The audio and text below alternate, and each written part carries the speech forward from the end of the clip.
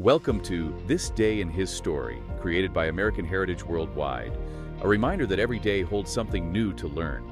Did you know that Thomas Jefferson and Aaron Burr received the same number of votes in the election of 1800, and that the U.S. House of Representatives had to break a tie to decide who would become the President of the United States? Learn how members of the House of Representatives voted more than 30 times over 7 days before finally electing Thomas Jefferson President of the United States. I want you to imagine the smell. That's the first thing. It's February 17th, 1801. We're in Washington, D.C., but, not the city we know. No, not at all. It's basically a swampy construction site. Right. And inside this half-finished Capitol building, the air is just thick. It smells of unwashed bodies, wet wool, stale tobacco. And fear. You have to add the smell of just genuine fear. Yes. Yeah. Existential panic. You've got the U.S. House of Representatives. They're exhausted. They've been locked in this room for a week. They've voted 35 times to pick a president. And 35 times the result is exactly the same. A tie. It's a complete stalemate. And you have to understand, the entire American experiment is flashing before their eyes. Yeah. The country is, barely 25 years old? The institutions are so fragile. And it feels like it's all about to collapse over what is, essentially a clerical error and a massive grudge match. It sounds like a bad movie plot, but it was real. And today, we're going to unpack this so-called Revolution of 1800. And our mission here isn't just to say who won. We want to dig into how Thomas Jefferson, Aaron Burr, and John Adams got into this mess and how this flawed system almost broke the country. Exactly. And the sources are amazing. We've got the actual tally sheets from the ballots. We have these incredibly tense personal letters between the candidates. So let's dive in. To get how they ended up in this deadlock, we have to look at the rules of the game in 1800. Because they were weird. Oh, they were deeply weird. And the reason is that the Founding Fathers had this huge blind spot. They just did not anticipate political parties. They hated the idea, right? They called them factions. They thought they were the death of republics. So they designed a system for a world that just didn't have them. Okay, so what did that system look like? The Constitution originally said each member of the Electoral College casts 2 votes. Simple enough. But, and this is the key, no separate vote for president and vice president. None. You just vote for 2 people.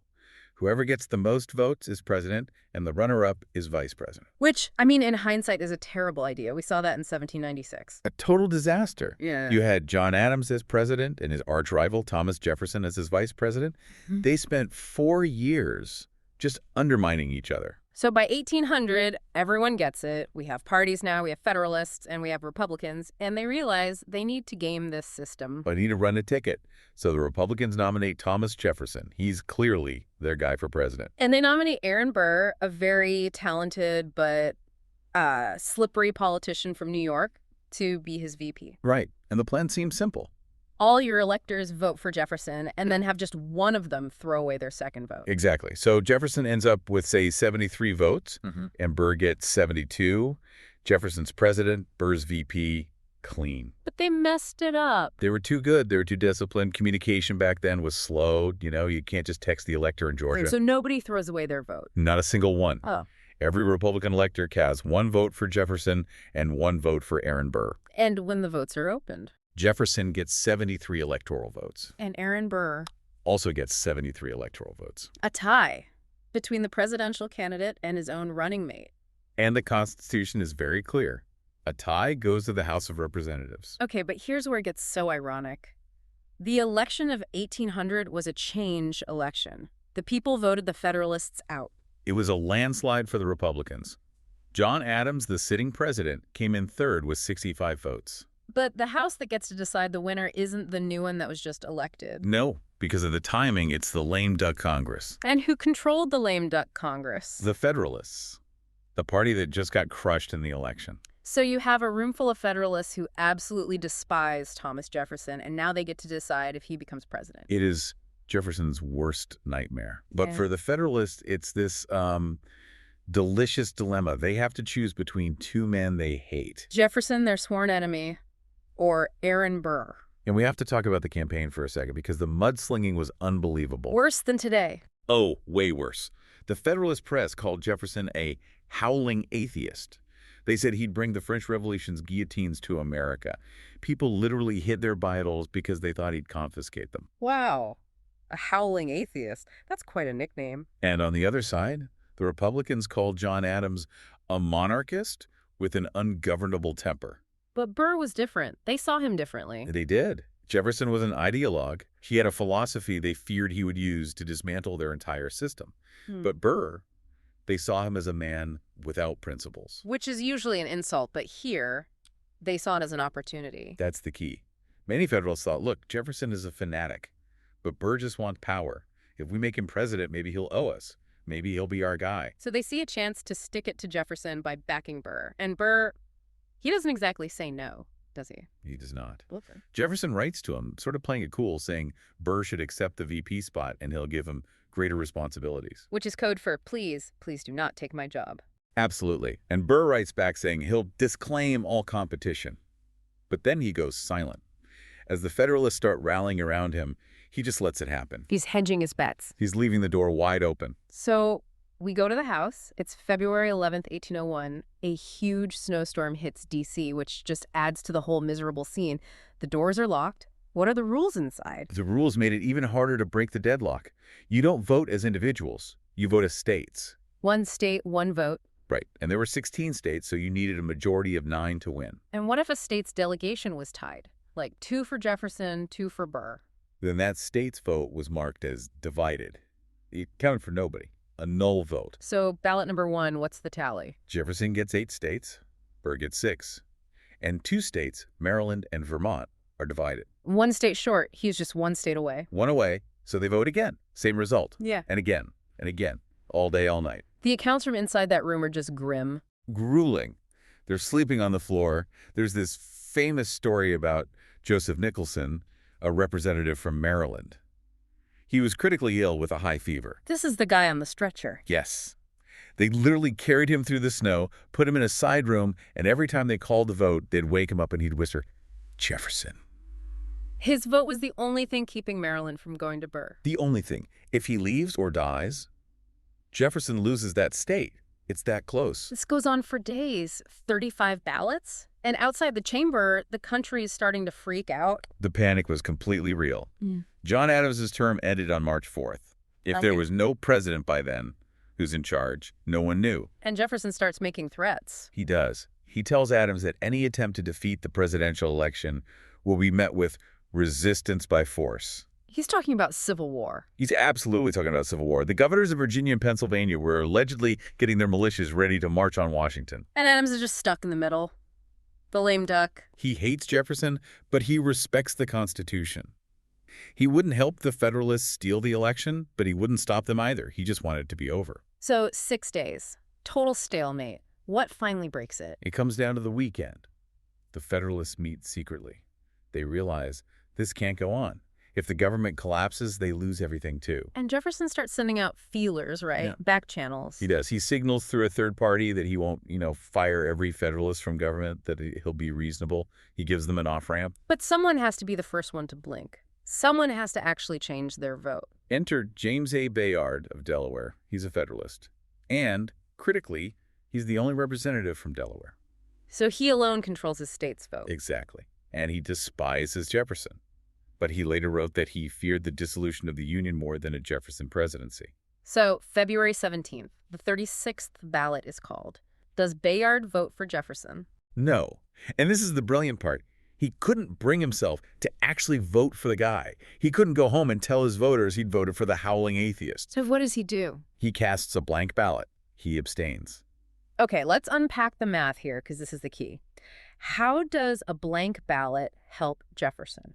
So, by abstaining, Bayard removes Delaware from the Burr column. Delaware's vote becomes null. Okay, so that's 1 less for Burr, but he still needs 1 more. But Bayard didn't act alone. He had convinced his Federalist allies from Maryland and Vermont to do the same thing. And those were the 2 states that were divided, tied. Exactly. So in the Maryland delegation, the Federalists cast blank ballots. They just step aside. Which means only the Republicans are left voting. So Maryland suddenly swings from divided to Jefferson. And the same thing happens in Vermont. The same thing. Yeah. As the Federalists abstain, the state flips to Jefferson. So what's the final tally on ballot 36? Jefferson takes 10 states. His original 8, plus Maryland and Vermont. Burr is left with 4. 2 states voted blank. 10 states. He needed 9. He's the president. He's the president. The crisis is over. It's just incredible that it came down to a few people deciding to just not participate. It's the definition of a pragmatic compromise. Hmm? They didn't have to support their enemy. They just had to get out of his way. So Jefferson is president, Burr is vice president, but I imagine that week didn't do much for their working relationship. It destroyed it completely. Jefferson felt Burr should have stepped aside on day 1. He never forgave him for letting it go on for so long. So that promise of greater responsibilities. Gone.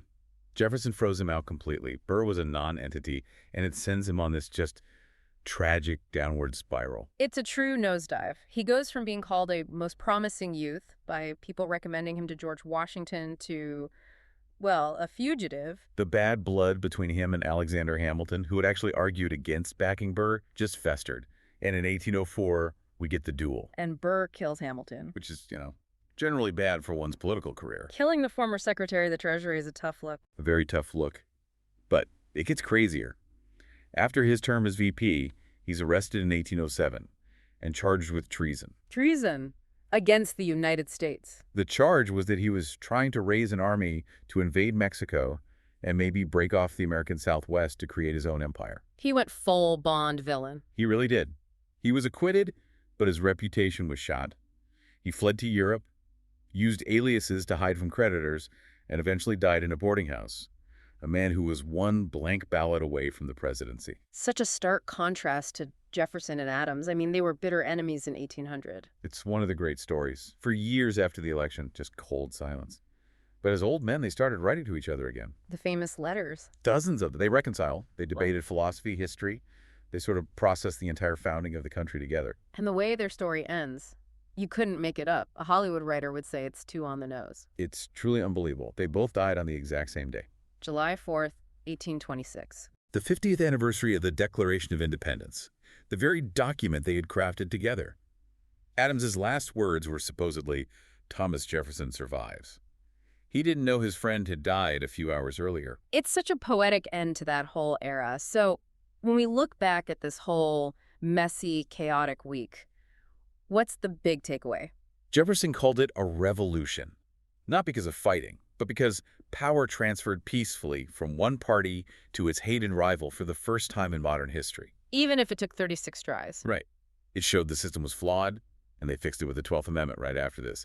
But it also showed the system could, just barely, survive a crisis. Barely is the word. It worked because a few individuals decided the country was more important than their party winning. It's a powerful reminder of how fragile these things are. It's not a machine that runs itself. Which leaves us with that haunting what if. If James Baird hadn't cast that blank ballot, if they'd blown past the March 4th deadline with no president. And with Jefferson threatening resistance by force? Would the Republic have even survived? Or would we have had a civil war 60 years early over a constitutional typo? It's a really sobering thought, isn't it? It is. Well, that is all the time we have for this deep dive. A huge thank you for breaking down all the madness for us. It was my pleasure. Thank you for joining us for this day in his story. May the lessons of yesterday inspire you to see God's hand today and to play your part in his story now. For more faith-based learning, visit ahsworldwide.org, the homeschool for faith and family.